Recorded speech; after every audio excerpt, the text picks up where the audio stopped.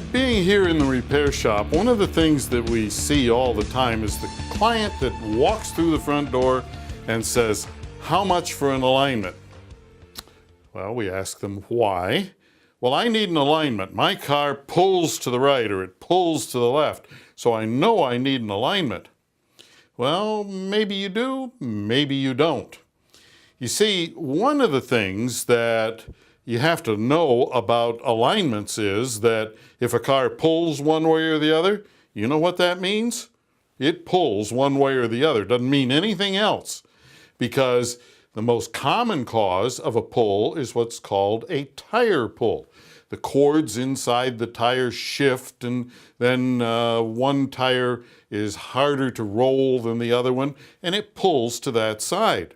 So the first thing you do, you don't just buy an alignment. Again, we're self-diagnosing, which you shouldn't do. So what do? Well, you make sure the technician rotates the tires on the front of the car. In other words, if it's pulling to the right, you put the right front tire on the left and the left tire on the right, and then you drive it.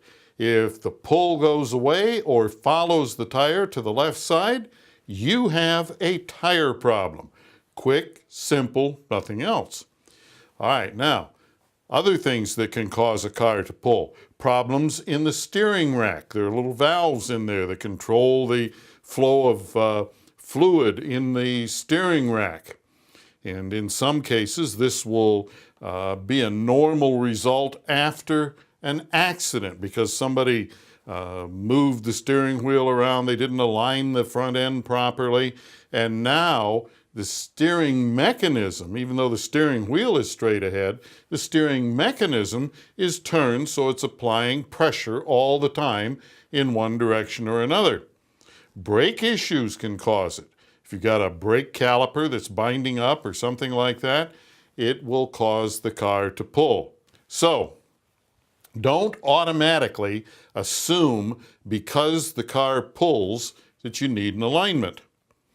All right, the next thing that we see is that people come in, they say, "Hey, I get my car up to 65 or 70 miles an hour and it shakes, and I need an alignment." Oh, come on, folks. Alignment rarely has anything to do with a car that shakes or shimmies. Shaking is usually caused by tire balance or road force variation, and that means that you need to get the tires balanced or get the road force variation on them checked. All right, so now we know the two most common complaints that make people think that they need an alignment. They really don't mean they need an alignment. What does mean that you need an alignment? Well, it's tire wear. That's the best way to tell. Here we have an example. If we look at this tire, we see that right here, this side of it is worn significantly more than this side. Now, at this point, we have to know that the tires have been properly rotated, because if they've been rotated every 5 to 6, maybe even 7,500 miles, they're not going to be in one spot on the car long enough for this kind of wear to occur. So proper rotation is going to be really critical. But if you have a tire that is worn more on one side than the other, that means that you need an alignment. Now, let's look at something else here. We see things like this. It's worn in the center, and a lot of people look at their tires and they see this and they say, "Oh, well, okay, I need an alignment." No, you don't. This is overinflation, too much air in the tires, and you'll find a lot of shops simply adjust tire pressure to what's on the side of the tire, not what's supposed to be in the car. So this is a common problem. Now, another thing that we see is where both sides of the tire are worn. That's underinflation. You don't have enough air in the tires. And of course, then we have things where the tires are cupped or scalloped. We can see here how this goes like this. That is frequently caused by failure to rotate. You see, as this tire goes down the road, as it rolls, these little blocks of rubber, they are pushed out of shape. In other words, the way this one is worn, this tire would rotate in this direction. The forward leading edge of this gets pushed down and under, which causes the backside to lift up, and it wears on the backside of each one of these rubber blocks.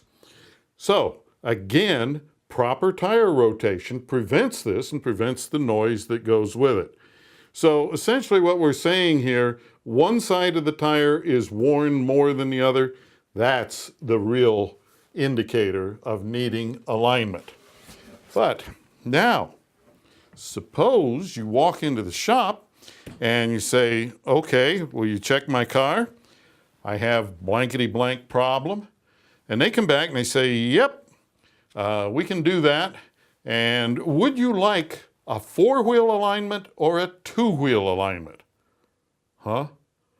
Well, we recommend a 4-wheel alignment. Well, that is a cue right there. They haven't done anything to your car. They haven't seen it. They haven't had it on the front end machine. They haven't done anything, but they're recommending a 4-wheel alignment. That's your cue to walk, because they are going to take you for a ride. Now, the reason being is there is no way on earth to know that a car needs a 4-wheel alignment until it has been checked. So, what are we talking about with 4-wheel alignment? Well, see, cars all have 4 wheels, and in modern cars, the rear wheels are adjustable so that you can align them. Now, stop and think about this. Here we have misadjusted the rear wheels of this little car. And as we go down the road, what's going to happen is that this is going to steer the car. See how that's going around in a circle like that? Well, in order to compensate for that, you have to turn the steering wheel in the other direction.